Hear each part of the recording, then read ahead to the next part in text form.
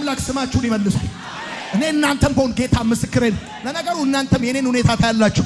እኔ ዛሬ እግዚአብሔር አምላክ ጥብስቅ አድርጎ ስለያዘኝ ነው ቀስ ያልኩት እና መሬቱ መጥቼ ነበር። አሜን ምለው እግዚአብሔር ምስክር። እንደዚህ አይነት ቃል እየሰማ ወንበሬ ላይ ቁጭ ብዬ አልሰማም፣ መሬት ላይ ቁጭ ብዬ ነበር የምሰማው። ጌታ ምስክሬ ነው። እና ይሄ ልጅ ወደ ቤት ሲመለስ ልብሱ እንደተመለሰለት የሆነ ሰው የጣለውን ነገር እንደገና መልሶ ያገኛል። የተወሰደባችሁ ነገር እንደገና እጃችሁ ይገባል። እግዚአብሔር ስማችሁን ያድሳል፣ ኪዳናችሁን ያድሳል፣ ወንበራችሁን ይመልሳል። ልባርካችሁ። ወንበር ፖዚሽን እንደሆነ በቤተሰባችሁና በዚህ ምድር ላይ ያላችሁን ፖዚሽን መልሳችሁ መያዝ ይሆንላችሁ። በኢየሱስ መያዝ ይሆንላችሁ። ፖዚሽናችሁን ትይዛላችሁ። ወንበራችሁን ይመልሳል። ተባረኩ። ቁጭ በሉ። አጠገባችሁ ያለውን ሰው ወንበርህን ይመልስልሃል በሉት። ንገሩት። ወንበርህን ይመልሰዋል እግዚአብሔር። ፖዚሽንን ይመልሰዋል እግዚአብሔር። በምንም ምክንያት ሉዝ ያረከውን ስፍራ መልሰህ ትይዛለህ። ስማ፣ እኔ አውቀዋለሁ አምላኬን። የቃሉን ጠል ምድሪቷ ላይ ሲያፈስ አውቀዋለሁ። በጉባኤያችን ሲያመጣ አውቀዋለሁ። እንደገና አምላክ ስማችሁን እንደገና ያድሰዋል። ኪዳናችሁን እንደገና ያድሰዋል። አገልግሎታችሁን እንደገና ያድሰዋል። የሰማኝ ሰው ካለ ድምፃችሁ እስከ ምድር ጫፍ ይሰማል። ድምድምታው በምድር ጫፍ ይሰማል። በኢየሱስ ስም ይሰማል። ይሰማል። ይሰማል። ይሰማል።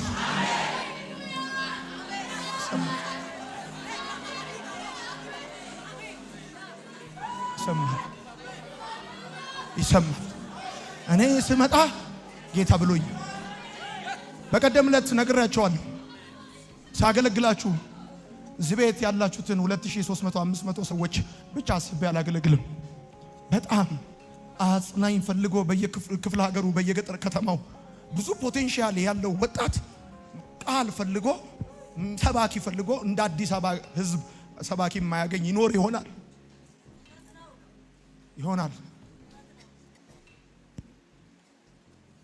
መጽሐፍ እንደሚናገር እንደገና አምላክ ልጁ ከሩቅ ሲመጣ ይላል መጽሐፍ ሲናገር አባቱ ከሩቅ አየው። ብዙ ጊዜ ተናግሬዋለሁ።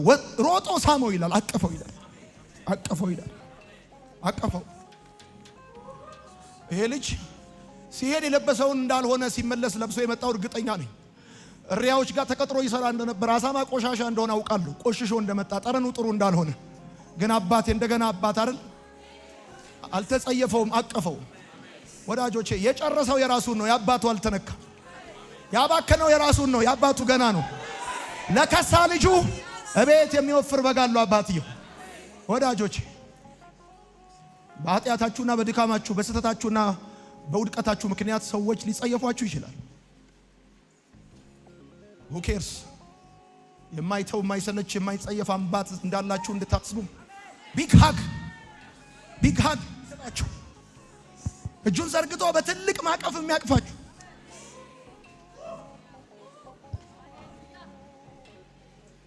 ለሚቴል honestly speaking በጣም ደስ የሚለኝ አምላክ ብቻ ሳይሆን እንደገና አምላክ በመሆኑ መግቢያ ላይ ነግራችኋለሁ። ሰው እንደገና የሚባል ነገር የለውም። እንደገና ማክበር እንደገና ማፍቀር አይችልበትም። አንዴ ካዋረዳችሁ በፊቱ ከተዋረዳችሁ ተዋረዳችሁ። አንዴ ራቁታችሁን ካየ ትጥቃችሁን አይም ቀጥሎ፣ አንዴ መውደቃችሁን ካየ መነሳታችሁን ቀጥሎ ማየት አይችልም ሰው። አንዴ መክሰራችሁን ካየ ቀጥሎ ማግኘታችሁን አይም ሰው። እግዚአብሔር አልፋና ኦሜጋ የመጀመሪያውና የመጨረሻው እኔ ነኝ አለ። የሕይወትን መጽሐፍ በእጁ የያዘ ሰው የምታልፍበትን ነው የሚያየው። እግዚአብሔር ግን የምትደርስበትን ያያል። በደንብ አድርገህ አሚን በል። ስማችሁን፣ ፖዚሽናችሁን፣ ክብራችሁን፣ ኪዳናችሁን፣ አገልግሎታችሁን፣ ቢዝነሳችሁን፣ ባለማወቅ ምክንያት ያጣችሁትን ጤና፣ በልጅነት ምክንያት ያጣችሁትን ትዳር፣ አገልግሎት፣ ስራ፣ ህይወት፣ ስም የእንደገና አምላክ ያድሰዋል። ቃል አለኝ ዛሬ የሚል ሰው አሜን ይበለኝ። ቃል አለኝ የሚል ሰው ያጨበጭባል በደንብ አርቱ። በጌርጌሴኖን ለብዙ ዘመን ራቁቱን የነበረውን በመቃብር እንጂ በቤት የማይኖረውን ሰውነቱን በድንጋይ ያቆስልና ይጎዳ የነበረውን ወዳጆቼ ጌታ ወደዚህ ራቁትን ወደ ሆነ ሰው መጣ። ራቁትን አድራሻ አድርጎ ቢመጣ የኔ ጌታ ብቻ። ሰው ልብስን፣ ክብርን፣ ገንዘብን፣ ሽቶን፣ ስምን፣ ስልጣንን አድራሻ አድርጎ ይመጣል እንጂ ራቁትን አድራሻ አድርጎ አይመጣም። ወደዚህ ወደ ማንም ወደማይጠጋው ማንም ወደማይቀርበው የሙታን እንጂ የሕያዋን ባልንጀራ ወደሌለ ወደዚህ ሰው ጌታ ተጠጋ። እረኞቹ ለከተማው ሰዎች ነግረው ሲመለሱ የከተማው ሰዎች ያዩት ራቁት ሰው አይደለም፣ ወደ ልቡ ተመልሶ ልብስ ለብሶ ኢየሱስ እግር ስር ቁጭ ብሎ አዩት ይላል መጽሐፍ። ወዳጅ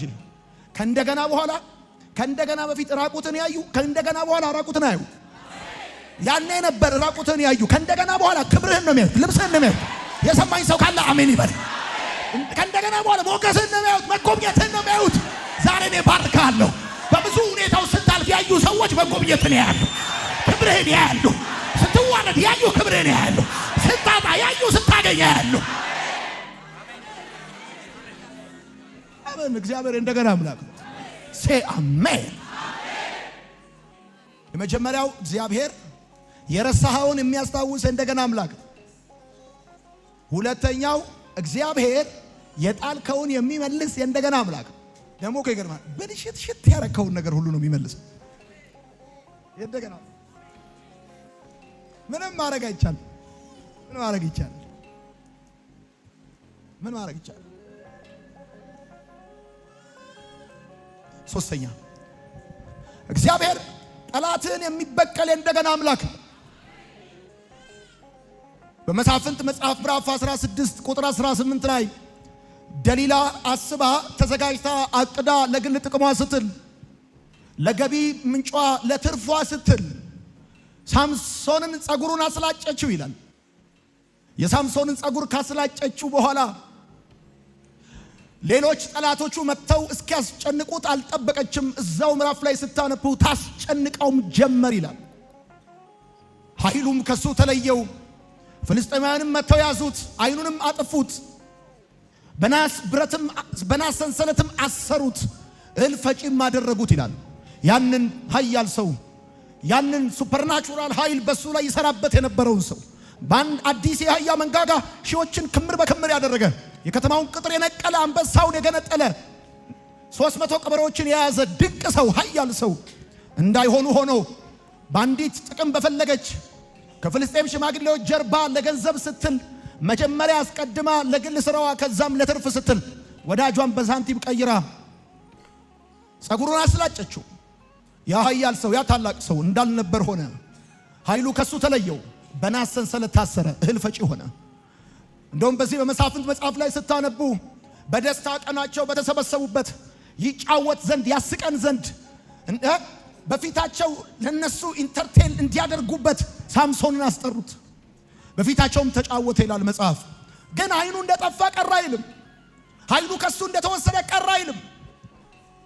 ጸጉሩ እንደተላጨ ያ ኃያል ሰው ያ ትልቅ ሰው ነገሩ እንደተበላሸ ቀረ አይልም። ቁጥር 22 ሲናገር እንደገናም የሳምሶን ጸጉር ያድግ ጀመር ይላል። አላህ ለኪዳን ልጆች ለተጠሩ ለተቀቡ እንደገና ነገራቸው የሚነሳበት ኃይላቸው የሚመለስበት አለ። እነዛ የተጠሩ የተቀቡ የእግዚአብሔር ልጆች ሲደክሙ ወድቀው ደክመው የሚቀሩ እንዳይመስልህ። ኃያላን ሲወድቁ ጠብቀ የምታጨበጭብ፣ ኃያላን ሲወድቁ ጠብቀ የምትስቅ የምትሳለቅ እግዚአብሔር የጠራው ኪዳን ያለው በሱ ላይ ትልቅ ፕሮግራም የጫነበት ሰው ይወድቅ ይሆናል እንጂ ወድቆ አይቀርም። ይደክም ይሆናል እንጂ ደክሞ አይቀርም። ደክሞ አይቀርም። በጣም እርግጠኛ ሆኜ የምነግርህ ነገር ይሄን ነው። እና ቁጥር 22 እንደገና የሳምሶን ጸጉር ያድግ ጀመር አለ። እኔም ዛሬ በዚህ ቃል መንፈስ ላይ ሆኜ ባርካቸዋለሁ። የትኛውም ነገር አለ in the mighty name of Jesus እንደገና ማደግ ይጀምራል። ወይኔ ወይኔ ወይኔ! የትኛውም ነገራችሁ ጠላት የቆረጠው ጠላት የመታው ወዳጅ ያሽመደመደው የትኛውም ነገራችሁ እንደገና ማበብ ይጀምራል። እንደገና ማንሰራራት ይጀምራላችሁ።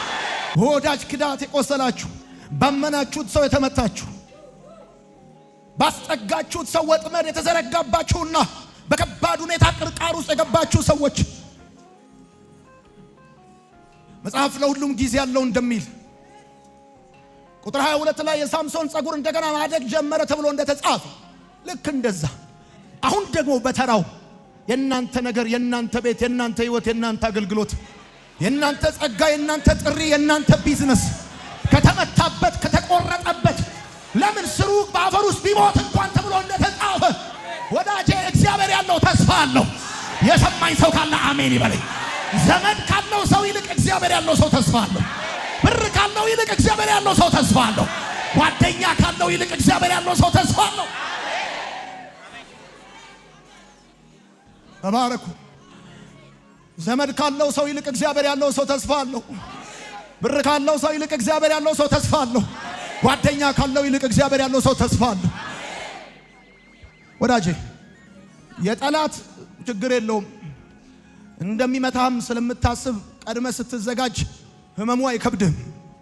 የጠላት የወዳጅ ግን እንኳን ቦክሱ ጥፊው ራሱ ያንገዳግዳል። አቤት እንዲህ ቢቧጭር ራሱ ይመዘምዛል። አልተዘጋጀህማ፣ አልጠበክማ።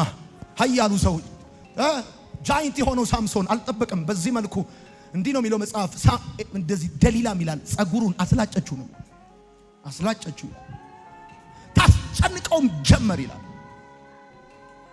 ተጨነቃችሁ ሰዎች ኃያል ሆናችሁ ትልቅ አቅም ትልቅ የቢዝነስ ሐሳብ ትልልቅ ጥሪ ይዛችሁ በአንድ ወይም በሁለት ጊዜ ስተት ምክንያት እንዳይሆኑ ሆኖ ነገራችሁ ከላያችሁ ላይ እንደተወሰደ የሚሰማችሁ ከዛም በላይ በሆነ የህይወት መንገድ ውስጥ ያላችሁ ሰዎች እና መጽሐፉም ሲናገር እንደዚህ አለ።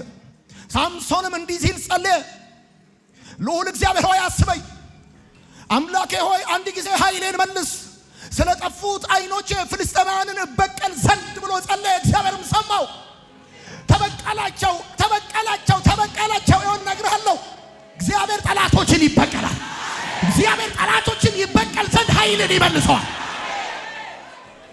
እንደ ተሳቀብህ አይቀርም፣ እንደ ተሳለቁብህ አይቀርም፣ እንደ ተሾፈብህ አይቀርም። እግዚአብሔር ነገርን ይመልሰዋል። ይሁን እግዚአብሔር ምስክሬ ነው። እግዚአብሔር ጋር ያለው ታሪክ አጨራረሱ ጠላቶች ጋር እንዳለው ስክሪፕቸር አይደለም። ጠላቶች ጋር እንዳለው ስክሪፕት አይደለም። እንደዛ ጋር እንታል የሰማኝ ሰው ካለ እግዚአብሔር ጋር ያለው የታሪክ መጨረሻ ጠላቶች ጋር እንዳለው ስክሪፕት አይደለም። ጠላቶች መሃል ላይ ያነበቡት መጨረሻን የሚያውቀው እግዚአብሔር ነው። መጨረሻ የክብር ነው። አሜን ይባላል። የእንደገና አምላክ እና መጽሐፉ ሲናገር እንደዚህ ያለ በህይወት እያለ ከገደላቸዋል በሞቱ የገደላቸው በለጠ። ተበቀላቸው ተበቀላቸው።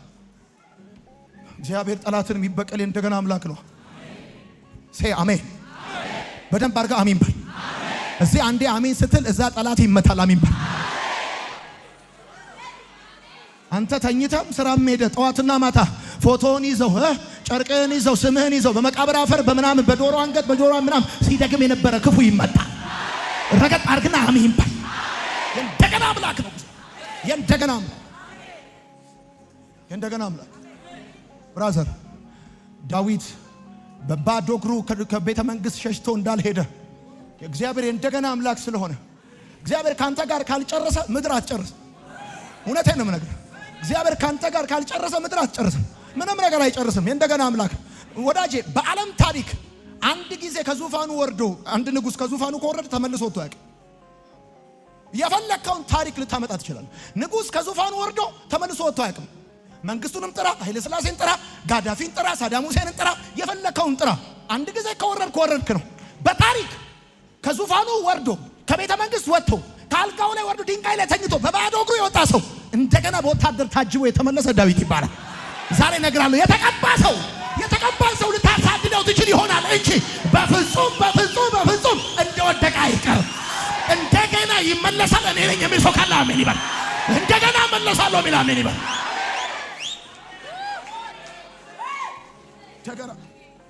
እንደገና አምላክ ምንድነው እግዚአብሔር እያላችሁ ያለው ዛሬ መሰላችሁ? እኔ ጠላቶቻችሁን እበቀላለሁ።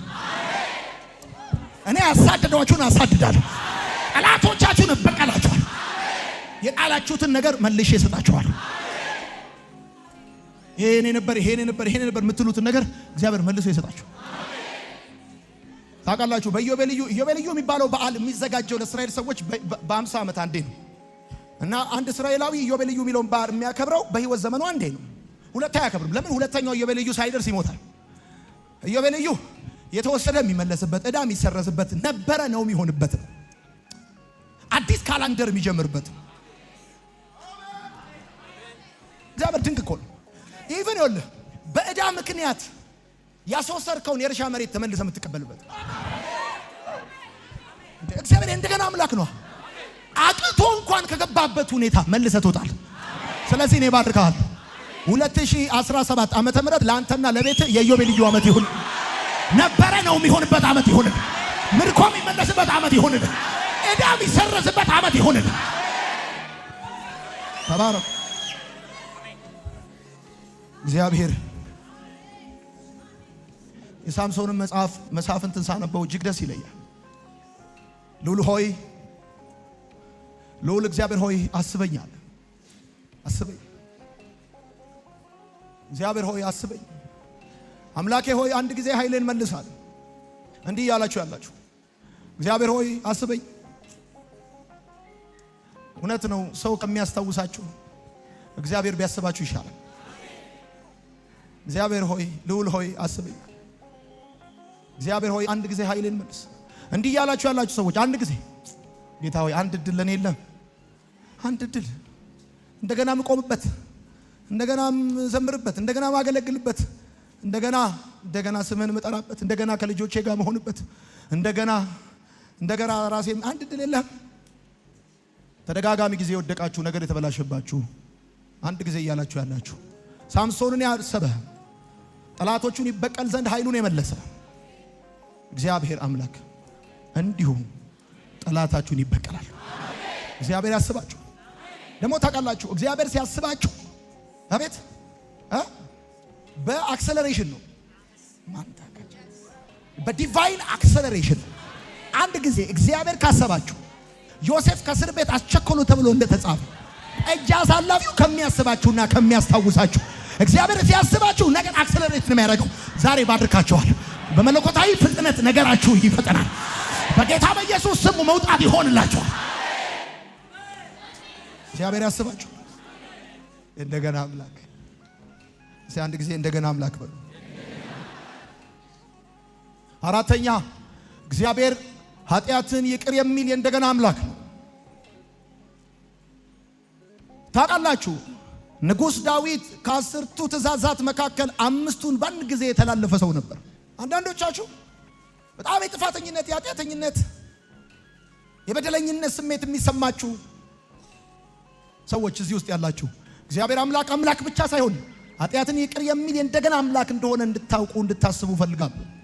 እንደነገርኳችሁ ዳዊት ከ10ቱ ትእዛዛት 5ቱን በአንድ ጊዜ የተሳሳተ ሰው የነበረው። ለምሳሌ የሰው ሚስት ተመኘ፣ በኃጢአት ወደቀ፣ ዋሸ፣ ገደለ። እንደዚሁም ደግሞ ስትነገርኳችሁ 5 ተመኘ፣ በኃጢአት ወደቀ፣ ዋሸ፣ ገደለ፣ የሰው ሚስት ወሰደ። እነዚህ 5 ጥፋቶች ባንዴ ነው። ሲመኝ አንድ አትመኛል፣ አትዋሽ ብለ ዋሽ። ከዛስ ሰው ልኮ አስገደለ 3። ከዛስ በኃጢአት ወደቀ 4። የባልንጀራ ሚስት 5። በቃ መዝሙር 51 አውጡ እስቲ። አጠገባቸው ያለውን ሰው እግዚአብሔር ኃጢአትን ይቅር የሚል እንደገና አምላክ ነው በሉት። ጌታ ይመስገን። አሚን ነው። እሺ መዝሙር 51 እንደዚህ ያነባሉ። እግዚአብሔር ሆይ ይሄንን ኑዛዜ የተናዘዘው የኦሪዮን ሚስት ከወሰደ በኋላ እግዚአብሔር ሆይ እንደ ቸርነት መጠን ምሕረት አድርግልኝ፣ እንደ ርኅራኄም ብዛት መተላለፌን ደምስስ፣ በደሌን ፈጽሞ እጠብልኝ፣ ከኃጢአቴም አንጻኝ።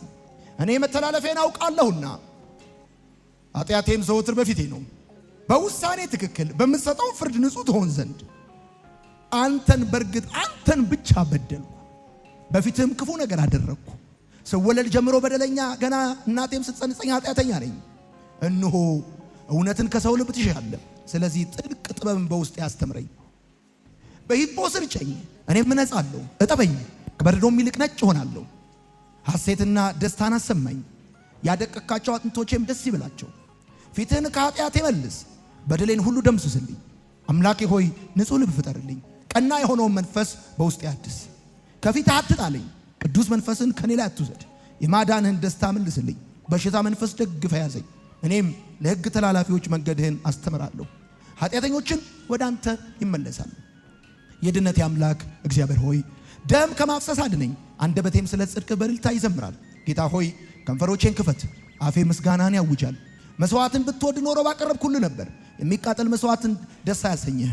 እግዚአብሔር የሚቀበለው መስዋዕት የተሰበረ መንፈስ ነው። እግዚአብሔር ሆይ አንተ የተሰበረውንና የተዋረደውን ልብ አትንቅም።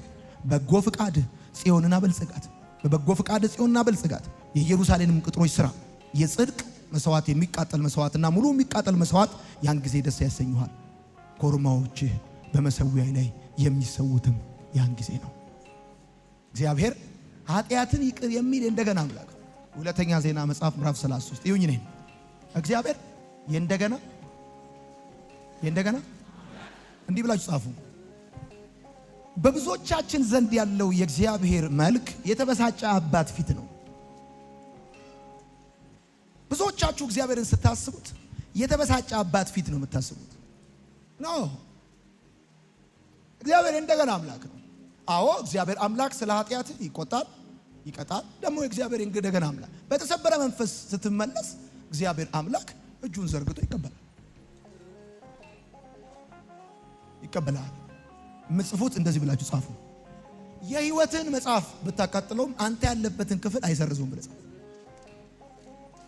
ይኸውልህ የሕይወትን መጽሐፍ አቃጥለ ብታጨሰው እኔ ስላንተ ያሰብኩትን አቃጥላ ጨስከው በቃ በአንተ ልሰራ የነበረውን ትቼዋለሁ አይልም እግዚአብሔር።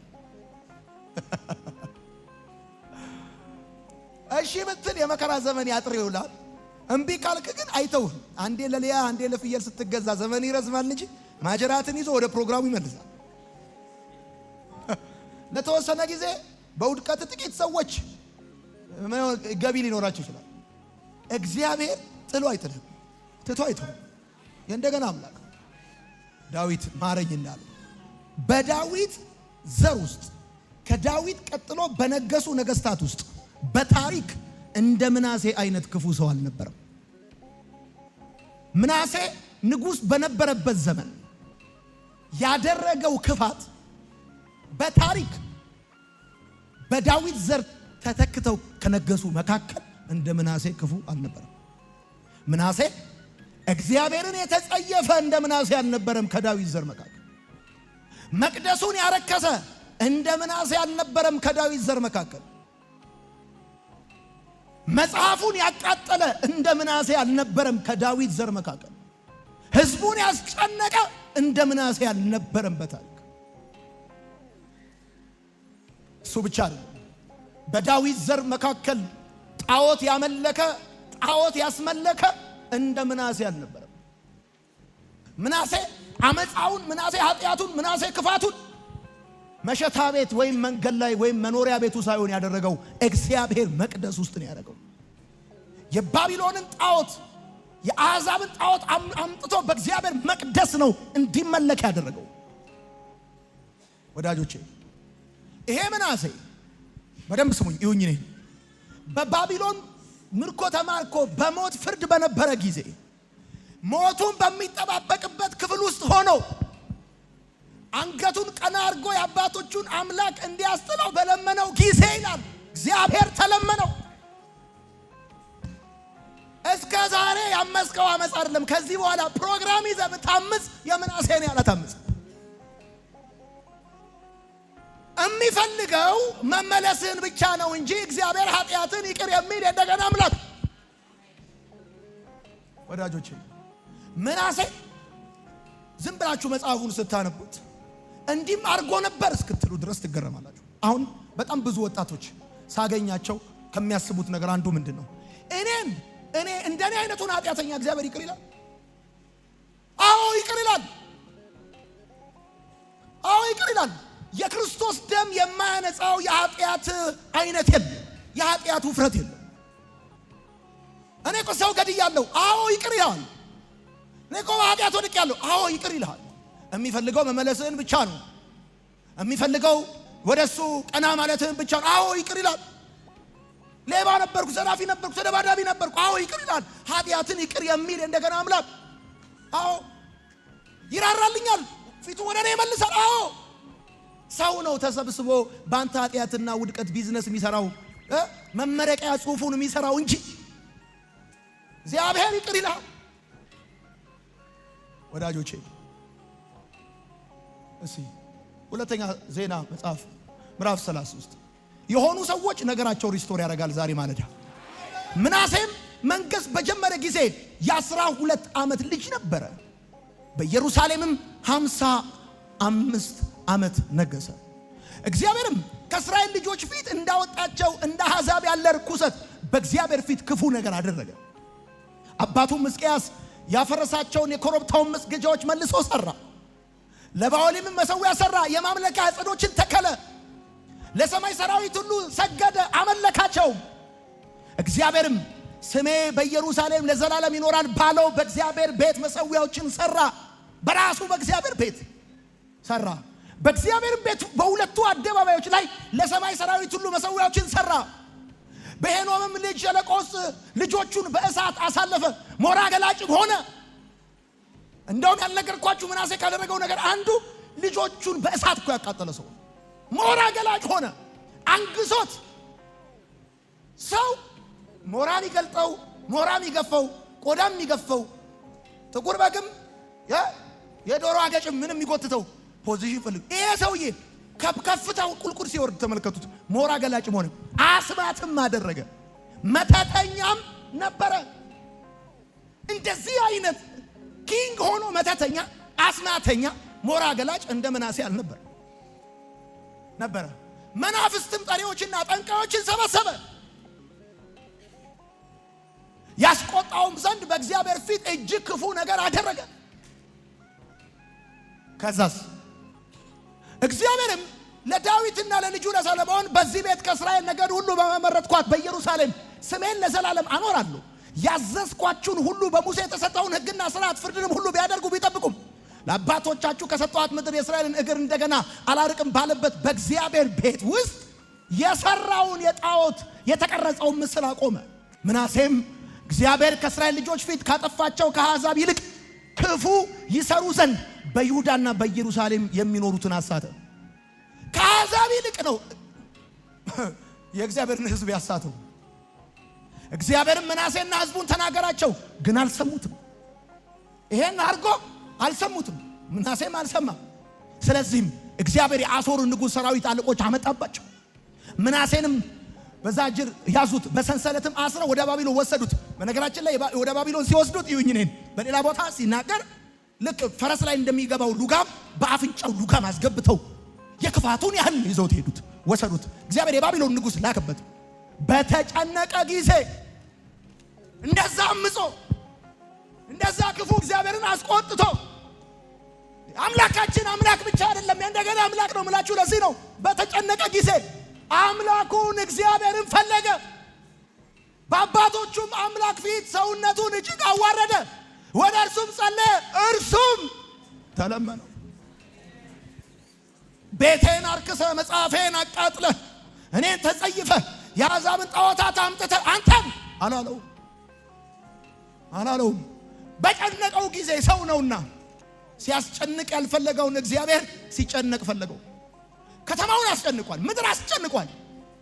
ወዳጄ ይሄን መልእክት የምትከታተሉ እስር ቤት ያላችሁ፣ ወይኒ ቤት ያላችሁ፣ 10 ዓመት 15 ዓመት የተፈረደባችሁ፣ ወይም በከተማ ውስጥ ያላችሁ፣ በተለያየ ልዩ ልዩ ቦታ ያላችሁ፣ ከበደለኝነት ስሜታችሁ የተነሳ ወደ ቤተ ክርስቲያን መምጣት የከበዳችሁ፣ በጉባኤ መቀላቀል ያቃታችሁ፣ እግዚአብሔር ብላችሁ መጸለይ ያቃታችሁ፣ ምን ቢሆን ነው እግዚአብሔር ምሕረት ያደርግልኛል ብላችሁ የምታስቡ ሰዎች ካላችሁ ጨንቋችኋል፣ ከብዷችኋል። እግዚአብሔር ይለመናችኋል። እግዚአብሔር ተለመነው፣ ጸሎቱን ሰማው፣ ወደ መንግስቱም ወደ ኢየሩሳሌም መለሰው። ለእንደዚህ አይነት ሰው እንደገና ሰው ቢሆን አንዴ አይቻለሁ ለክቻለሁ ድጋሚ ጉዳት አልፈልግም አንተም ብሎ ነበር የሚለው።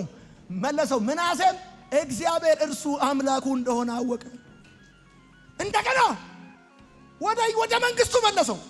ምን አይነት 55 ዓመት ነግሶ እንደ ልቡ የክፋትን ጥግ ሁሉ አድርጎ ሲያበቃ እንደገና እግዚአብሔር ሲነግረው አልሰማ ብሎ እግዚአብሔር እንደገና አስተምሮ በመመረቂያ ፍሬሽ ተማሪ ስትመስል ብዙ ጊዜ እኮ እንደዛ ነን እኛ ታውቁ። በቃ ጂሲ ናቸው ሲባል ፍሬሽ ሆነን ቁጭ እንደዛ እኮ 3 ዓመት ተኩል አስተምሯቸው ይመረቃሉ ብሎ ሲጠብቅ ሰዎቹ አዲስ ሆነው ቁጭ።